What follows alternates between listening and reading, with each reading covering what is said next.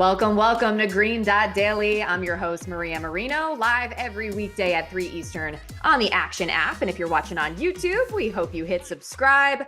We got so much basketball on the show today, including picks for men's and women's college hoops. But we start in the NBA. Here are the latest odds for league MVP. Nikola Jokic is the favorite at -160. Shai Gilgeous-Alexander is next at +250, then Giannis at +700, Luka +1300, and Kawhi at +5000. You'll notice Joel Embiid is now gone from this list. He has missed too many games. He's going to go on and on and on about the rest. Now everybody's on back-to-back. How dare you put words in his mouth? They celebrated like they won a championship. I got to find some type of way to fade him. LA nightlife is undefeated. Call me a hater if you want. Yeah, these guys are too soft, man. I keep saying it. That's why it's true, because it makes me look smart. Time for more money with Matt Moore and Jay Money. So we are having this conversation on the heels of the second MVP straw poll that just came out a day or two ago. Is there value, Matt, on anyone in the MVP market aside from Jokic and SGA? I don't think so. I think this is a two-man race. I do think there's value on SGA. Notably, in the last two straw polls that have been taken, whoever was second in the second straw poll, that's what this was, has wound up winning. It's hard to maintain that momentum. I do think there's value on SGA at +280. I do think the market is overestimating, I think, Nikola Jokic's chances.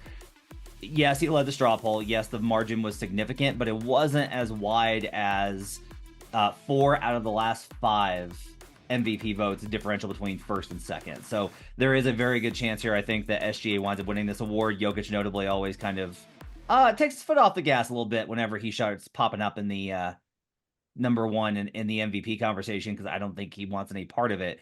But you're going to hear conversations about, like, well, what about Kawhi Leonard? Well, what about Donovan Mitchell? Well, what about? It's not going to happen, okay? You have to have the combination of, you have to be the primary engine for your team, and your team's going to win a ton of games, okay? Because Luka Doncic, I think, has the numbers, but they're too far behind in order to catch up to Jokic or SGA. Kawhi Leonard, the Clippers are just as good in terms of win-loss as the Nuggets and the Thunder, but guess what? Kawhi's numbers do not stack up. Jalen Brunson, same deal. Donovan Mitchell, same deal. Those guys are great. They're going to finish within range of the top 5. I think that alongside Giannis, 2 of those guys will make it. But this is a two-man race, and you should really just be betting whichever one of those you think is going to finish with the 1 seed. That's how you should cap this. If you think the Nuggets finish with the 1 seed, bet Jokic. If you think the Thunder finish with the 1 seed, bet SGA. If you think the Wolves finish with the 1 seed, you should probably bet Jokic, because I think if the SGA does not get the 1 seed, I don't think he wins.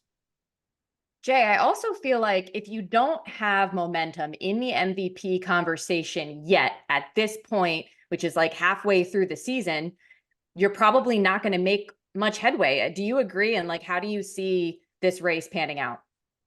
Well, Matt has a ton of more intel on like the MVP and what and the requirements. But I still think that, so what he's saying with it being a two-man race, I do believe that as far as right now anything can change, right? I mean, there's still time for, like, Lord forbid anybody get hurt, but you could miss the rest of the season and then everything switches. So, but as of now, I would have to go with SGA at +250. Now, I don't think the Thunder or the Nuggets are going to get the number 1 seed, in my opinion, but I think SGA +250 sounds about right. I mean, he's been balling. He's made it an effort to get at least 31 points basically every single game. That's something I've been noticing. Like, it doesn't matter what. They're going to get SGA his 30 to 33, 35 points every single game, no matter what. But I will have something to say, man. One player that wasn't on the graphic, I believe he's moved up to 6. The Celtics are probably going to finish with the best record. Now, I know Tatum's numbers won't really reflect it, but look at him over his past 5 games. Tatum has really made an effort to get in there. He's almost had a triple-double. He's almost averaged a triple-double in his last 5 games. I think if Tatum really wants to get into that top 3, and I think he'll have something to say, have like a chance, because the Celtics are going to have the best record. So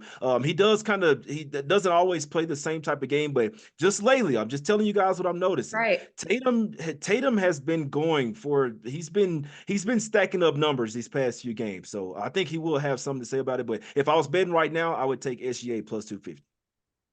I think that's a really good point. And I think Jason Tatum has an opportunity here to at least put himself more into that conversation.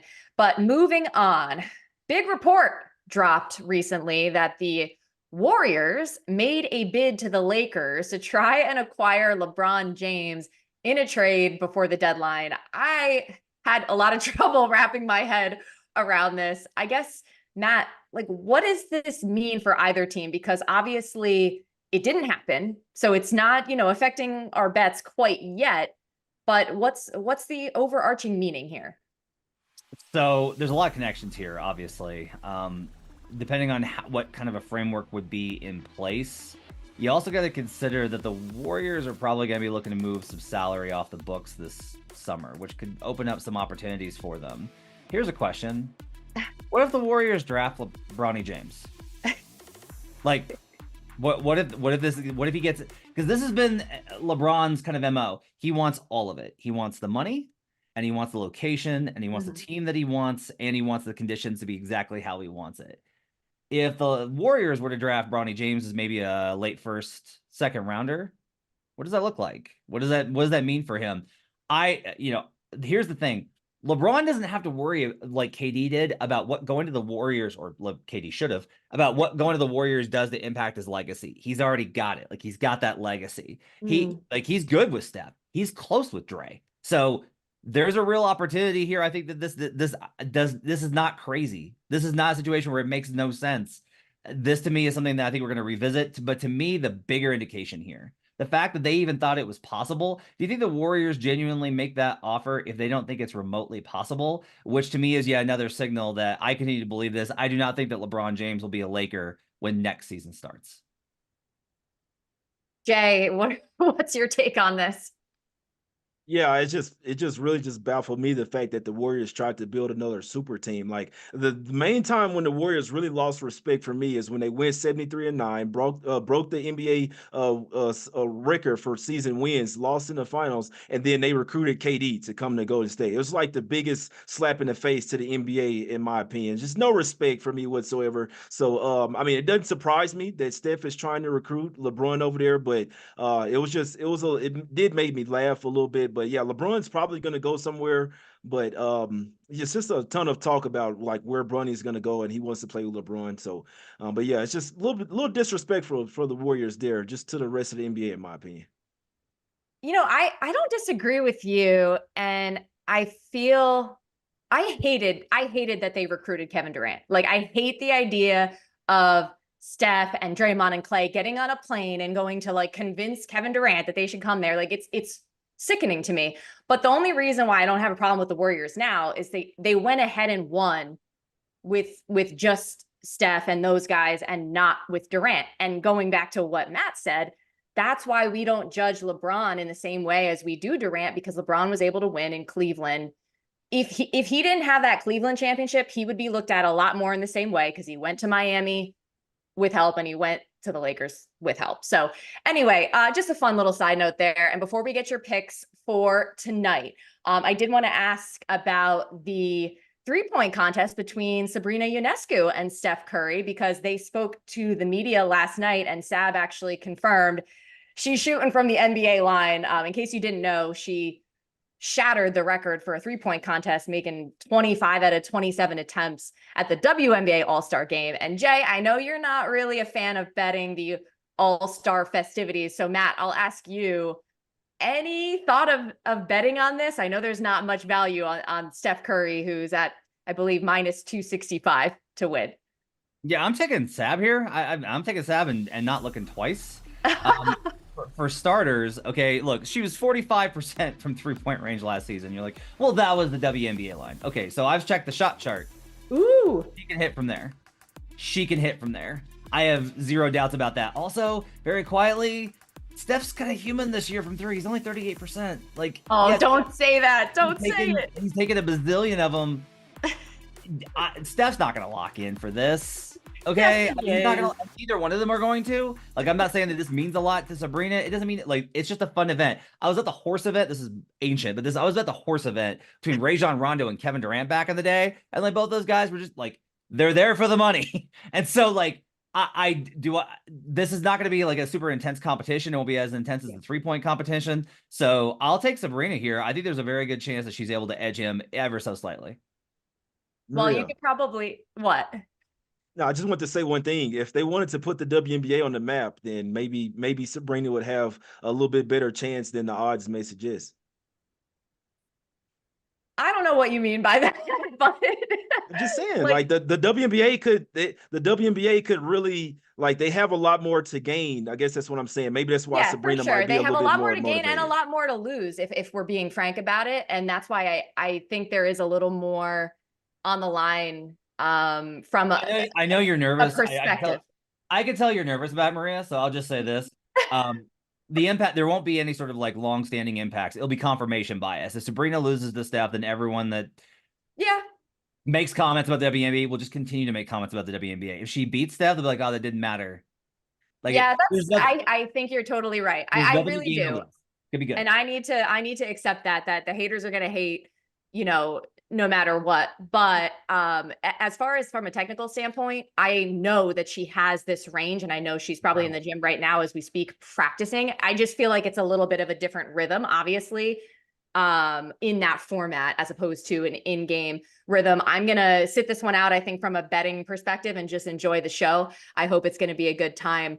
But we got to get your picks for tonight, guys. J Money, why don't you tip us off? I'll go with the 76ers here, laying the 3.5. Also gave this out on buckets as well last night at -3. This is a back-to-back spot for the Miami Heat. I think this team is somewhat limping to the finish line. Talking about the All-Star break as well. We know they have their main guards out in this one, main ball handlers, Jimmy Butler. They got Terry Rozier out as well, and Josh Richardson as well. So back-to-back, third game in 4 nights as well, and they lose an hour after flying from Milwaukee to Philadelphia as well. Something people don't really think about as well. Both teams banged up, but I do feel like the 76ers playing at the house and have the rest advantage. I think they have a little bit of an edge in this game. I would really like to have Tobias Harris in this game, but he won't be playing. Also a revenge spot for the Sixers. They lost on Christmas Day as well. So I'll take the Sixers here -3.5. Sixers trying to make some headway in that tight Eastern Conference before the break. Matt, who do you like tonight? Yeah, I'm gonna take a revenge spot as well. I'll take Nuggets -5. Since the start of last year, so since they got kind of this core together, the Nuggets are 7-0 straight up and 5-2 ATS at home when they're facing a team that they lost to previously and coming off of a loss. So lost to the Kings, lost to the Bucks, now they're home. The Nuggets, I will tell you from having covered this team, Nikola Jokic in particular does not like losing streaks. They make him uncomfortable. So he's not, do not think he's going to let this extend to 3 in a row. This is a letdown spot, I think, for the Kings after a heartbreaker last night versus the Suns. They had that game within reach and just couldn't get the job done on the road. Now they're on the altitude back-to-back, one of the most notorious schedule losses in the NBA.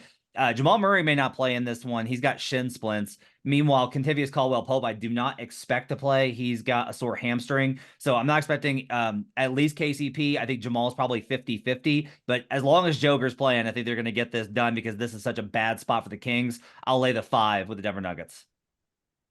You said it, just a brutal spot right here for the Kings on that back-to-back and going to Denver. All right, guys, thanks so much. Always love having you. To men's college hoops, Michigan State is favored tonight against Penn State, with Penn State +3.5 garnering 79% of money. 56% also coming in on the under 144. Arkansas also getting 8.5 against Tennessee. The Razorbacks plus the points with 58% of the money, 62% of the money on the over 150.5. And look who's back on Green Dot Daily, Sean Koerner. First of all, have you recovered from the Super Bowl yet? No, not. But I am ready for some college basketball props. I took 2 days off, but here I am back, ready to go. You're such a trooper. So we get you for college basketball props now. And let's start with Michigan State and Penn State. What did you like in this game? Yeah, so for this game, I am on Tyson Walker of Michigan State to go over 15.5 points. You can get that at -128. Also like it at 16.5. Some books have it at 16.5, like the over there. But he's been heating up of late, and he's cleared this in 3 straight games.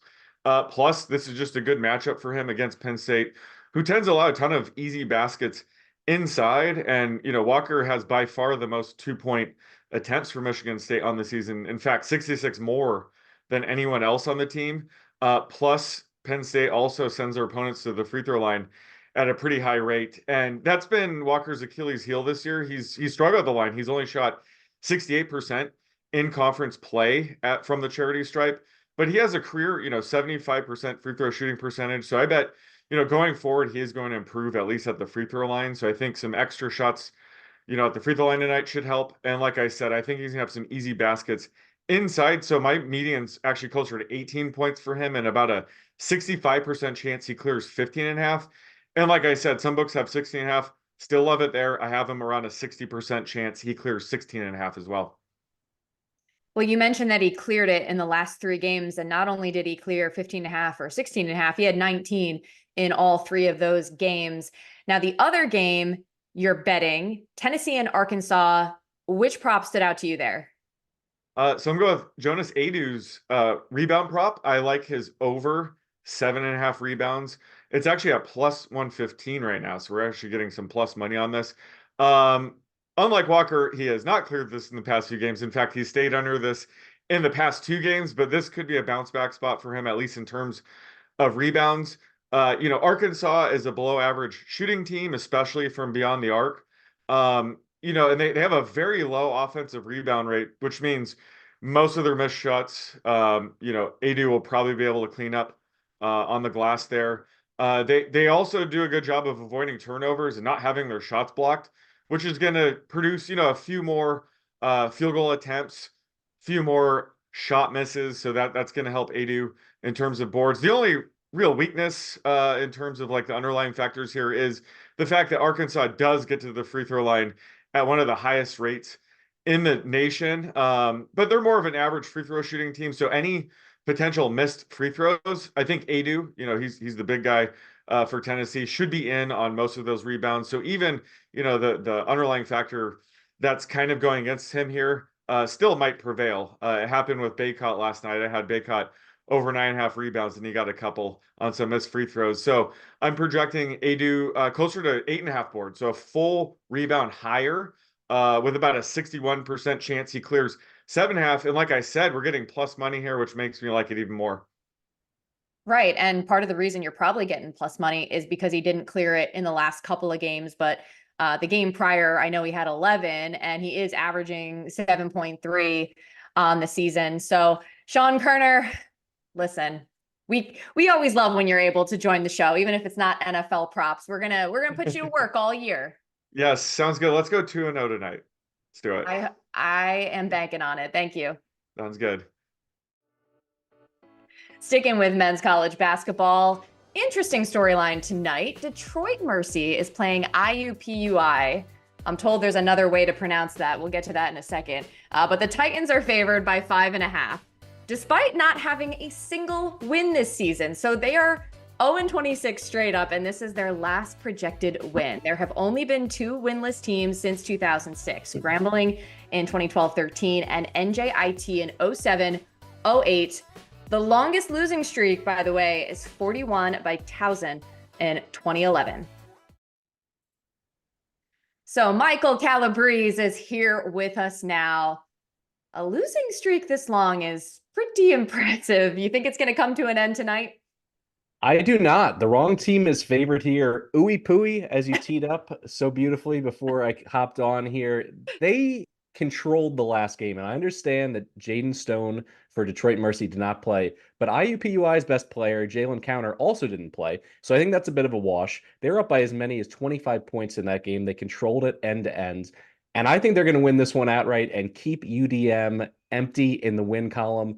And honestly, at this point, forget about the 2 teams you mentioned. I think they're on track to be in the conversation for the worst Division I team of all time.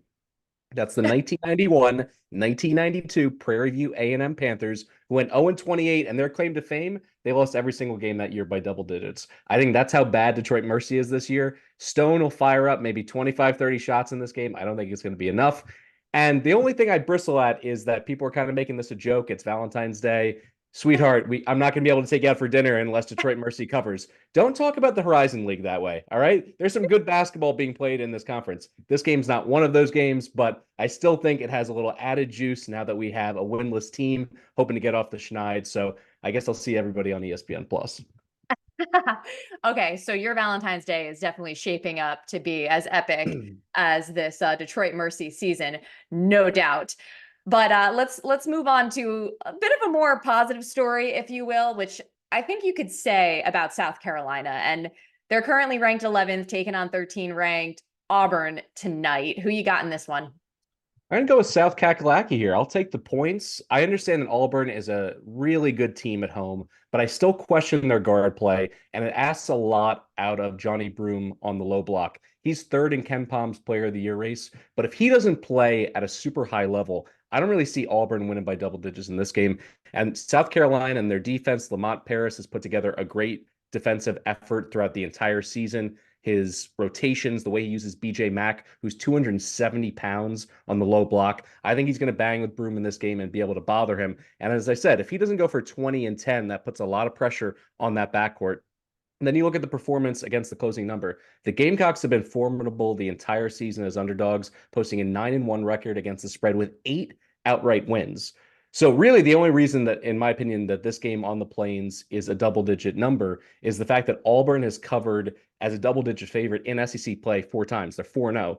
But those wins came against LSU, Vandy twice, and Ole Miss. The Ole Miss one is the only one that impresses me. So I think this is a little bit inflated. My numbers call for it to be 8.5. So I'll go ahead and take the 11.5 in the Gamecocks. Yeah, this is another fun game. Battle for the top spot in the SEC. Both of these teams 9-2 in conference play. All right, what else do you like tonight? Let's stick in the Carolinas, this time taking Western Carolina, catching 7.5 against Samford. Samford is electric on the offensive end, but they do struggle on the glass, which is Western Carolina's specialty. Introducing Vontarius Woolbright, not only a great name, but the best rebounding guard in all of college basketball. He has 2 triple-doubles in the last 5 games. And he helped the Catamounts stay within 2 of Samford with 10 seconds to go in their last meeting. They end up dropping that game by 4. I think these teams are a little bit closer than maybe the standings would indicate. And the Cats, beyond Woolbright, are just an elite defensive rebounding team, and they rarely turn the ball over. They only turn it over on 12.2% of their possessions, which is 17th nationally. I think that's key to slow down the running game from Samford and try to keep this one in the single digits. I'll go ahead and take the underdog plus 7.5. Vontarius Woolbright. I am learning so much vocabulary today, and he's going to be trying to keep up with the class of the Southern Conference, if you will. Samford at 11-1, 22-3 overall. Mike Calabrese, thanks so much for joining. Always a good time. Thanks for having me, Maria. Over to the women's side, it was only a matter of time before the all-time scoring record was within reach for Iowa's Caitlin Clark. She only needs 8 points to surpass Kelsey Plum, who had over 3,500 career points at Washington in 2017. Clark currently leads the nation, averaging 32.1 points per game, and is back in action Thursday night against Michigan. As we welcome our women's hoops analyst, Dano Mataya, back to the show. So on Sunday, Clark dropped 31, but didn't score in the fourth quarter. Nebraska pulling off the upset. So you got to think Clark is going to want to come out firing. How would you go about betting in terms of her breaking this record? Oh, yeah, that was ridiculous. But we were happy. Those of us who had Nebraska plus 16 didn't think that she would go scoreless. The first time in her career, played a whole fourth quarter and didn't score. So, I mean, kind of alluding to it, I think she gets, going pretty quickly. That being said, Michigan is going to come out completely focused on her. There's a reason that Iowa goes nuts at home. Everybody plays better at home, but specifically Iowa, especially after a loss. So I see FanDuel's got some odds on the method of basket. Caitlin shoots over 50% of her attempts are threes. So you're not getting much value there, but she can get by anybody in the country, as she's proven. So I do think a layup at plus 145, or even getting the free throw line at plus 850, because nobody gets calls like Caitlin Clark at home. And what about the quarter that she'll break the record? I mean, minus 600 for the first quarter. It's like too obvious. Could see one of those situations kind of like Penn State the other night where somebody is just always open and she ends up with 15 assists, and maybe that's how the game starts. So I don't think it's a bad idea to sprinkle the second quarter at plus 440, but it's not going past that. She's going to have at least 15 at halftime. So probably, I mean, she could get 8 in 2 minutes. It's Caitlin Clark. And she's definitely due after going 10 minutes without a bucket. So, but yeah, if you want to sprinkle, second quarter, don't hate it. I mean, it's got those odds for a reason. Yeah, I agree with you. And probably what's getting overshadowed is the fact that she surpassed 1,000 career assists the other day, and she's just been dishing at an elite level. But set the record aside for a minute. How are you betting the game as a whole? Oh, I love this trend with Iowa. So, I mean, they do have statistically the best offense in the country. And anytime they score 80 or less, the game right after, they just go bonkers. They're averaging 98 per game in those games after they score less than 80, shooting 56% from the field, 42% from three, and I think like 25 assists per game. And all of those would lead the country. So to me, I think I'm happy to lay up to 21 with this team. Okay. Michigan hasn't been great on the road. They did get a nice win at Penn State. But Penn State, we've seen how bad that defense is. They gave up 47 to Hannah Stolke. So not putting too much value in that win. I do think I'd lay it there. They're just dominant after a game where they don't get too much offensive scoring output, and especially after a loss. And if you can find a team total for Iowa, I think I'd lay it pretty heavily. I think they're going to at least put up 90. Okay, so when the line comes out, playing that spread on Iowa up to 21 points. Before we let you go, I want to get a pick for tonight because the two Big Ten teams who have beaten Iowa are Nebraska and Ohio State. They're playing tonight at 7 Eastern. Buckeyes are favored at home. Who are you taking? Got to roll with the Buckeyes. Nebraska's coming off the biggest win in program history. Like we just talked about, beating Caitlin and the Iowa Hawkeyes at home. And they're a team that has guards that don't handle pressure particularly well. And Ohio State has one of the best press schemes in the country. I think it's 12.5 at DraftKings. Absolutely laying it there. I'd play it up to 14.5. Ohio State's rolling. They're getting a lot of turnovers from teams, and that's how they score. Love them at home. They don't have a tough opponent basically until Iowa. They're kind of in the driver's seat right now for leading the Big Ten. So feel good there. Lay the points with the Buckeyes.